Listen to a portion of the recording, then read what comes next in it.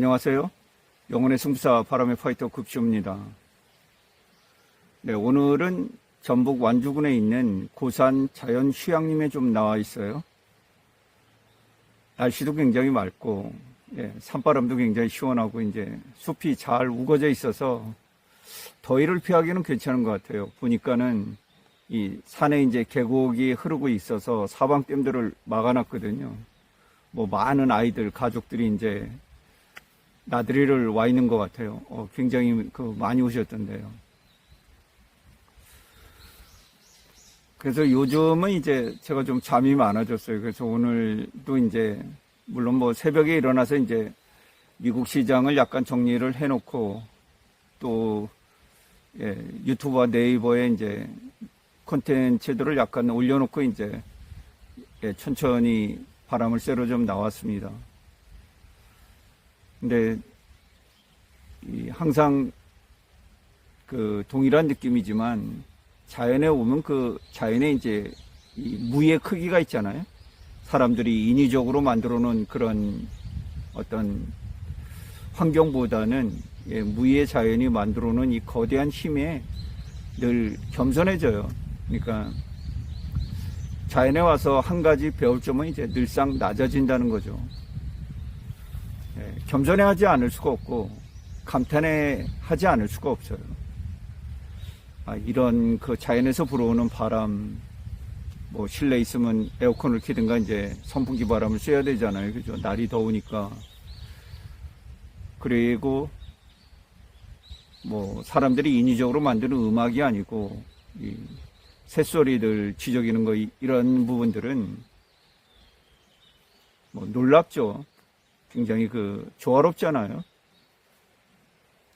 그래서 이런 부분들을 인위적으로 만들어낼 수가 없고, 늘상 자연에 오면 이제 겸허해진다. 낮아질 수밖에 없는 그런 거대한 이 존재라고 할 수밖에 없습니다.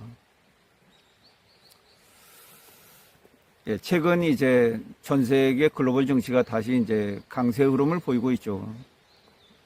우리나라 6월 선물도 360에 이제 근접해 있어요. 또 우리나라 전체적으로 이제 경제 성장률이 좀 둔화가 되고 있는 그런 상황 속에서 올해도 1% 이하로 이제 성장을 한다는 게 한국은행의 예측치 아니겠습니까? 내수 시장이 대단히 부진해요. 자영업자들이 이제 폐업을 많이 하고 있고요. 또 연세가 굉장히 고령층이죠. 자영업을 하시는 분들이 특히 음식업과 이제 숙박업 이런 부분들이 타격을 굉장히 많이 입고 있다고 해요. 물론 의료 포함해서 이제 전통시장 이런 데도 다 거의 무너지다시피 하고 있고, 특히 중국이랑 이제 치열하게 경쟁에 직면하고 있는 화학업종, 이런 데는 공단 자체가 문을 닫는 이 공장들이 이제 많이 있을 정도로 힘든 상황 같아요. 과연 오늘 이제 21대 대통령이 어느 분이 당선이 될지, 또 국민들의 통합은 어떻게 이뤄내서 이 기울어진 또 처진 이제 국민들의 기운을 다시 일으켜 세울지, 이제 이것이 관건이거든요.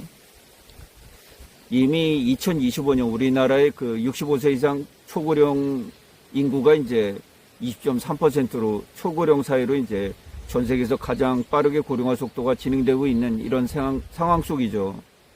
그래서 생산 가능 인구가 이제 감소를 하기 시작하고, 우리나라의 이제 대부분의 공단들이 좀 어려움을 겪고 있는 그런 상황이에요. 그나마 수출은 이제 반도체를 축으로 좀 버티고 있다. 그 다음에 조선과 방산이 이제 좀 활기를 보여주고 있고요. 은행과 증권포함 이런 고배당주 이런 부분들이 이제 시장을 좀 유지를 해주고 있는 그런 상황이에요.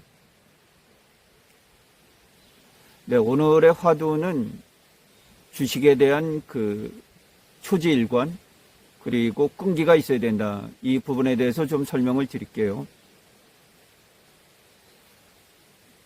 일단 우리들의 일상적인 생활 모두가 눈을 떠서 눈을 감기 전까지 이제 전부 다 어떻게 보면 자고 있는 순간에도 이제 기업이 만든 제품과 서비스에 의해서 이제 우리가 삶을 영위하게 됩니다.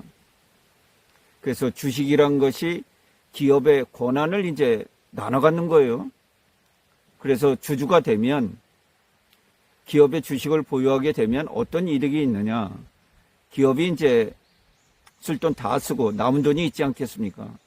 그 부분을 배당금을 주면 이제 배당을 받는 이득이 있을 수가 있고요. 그 다음에는 이제 기업이 성장해 감으로 인해서 주가가 높아질 때 그 성장의 과실을 딸 수 있는 두 가지 이득이 있습니다. 그래서 우리나라 국민들이 이제 다수가 주식을 하고 있고요. 또 주식이 너무 위험하다고 해서 아예 주식을 이제 하지 않으신 그런 분들이 있죠. 저도 나이 50까지는 주식을 대단히 혐오를 했었습니다. 주식하는 이 사람들, 투자자들을 보면 거의 뭐 미치지 않았나 이 정도로 이제 생각을 하고 그냥 제가 땀 흘려서 이제 일해서 버는 돈만 가지고 이제 한정해서 삶을 유지를 해왔었는데요. 제가 생각이 좀 바뀌게 된 건 아이들이 이제 커가면서 좀 생각을 바뀌었어요. 그리고 제가 주식을 하는데 가장 도움을 줬던 거는 저는 이제 독서라고 생각을 합니다. 주식을 하기 전에 이제 일반 사회과학 서적을 이렇게 꾸준히 읽어왔던 이런 부분들이 주식 공부를 하는데 굉장히 큰 도움을 줬다. 뭐 주식을 하면서 거의 연이 끊겼습니다. 뭐 주식을 하는데 굳이 이제 어떤 다른 인연들이 필요가 없기 때문에 그런데 아무래도 그 어려운 이제 경제 독서를 매일 이제 한두 권씩 이렇게 독파를 하려다가 보니까 거의 뭐 어떨 때는 이제 좀 체력이 이렇게 닿을 때 뭐 젊고 싱싱할 때는 이제 뭐 20시간 정도 이렇게 책을 읽고 뭐 그런 시간들이 많이 있었어요. 그래서 그 중요한 내용들을 전부 이제 노트에 필사를 해오면서 이렇게 공부를 했었기 때문에 어떻게 보면 이제 그 사람들과의 인연 이런 것들을 할 수가 없는 그런 상황이 돼버렸어요. 그런 일들이 1년, 2년, 3년, 4년 이렇게 시간이 흘러가니까 뭐 인연은 거의 차단이 되고 이제 그 경제 독서 하는 일이 거의 시간의 대부분을 이제 차지하는 그런 경우가 됐습니다.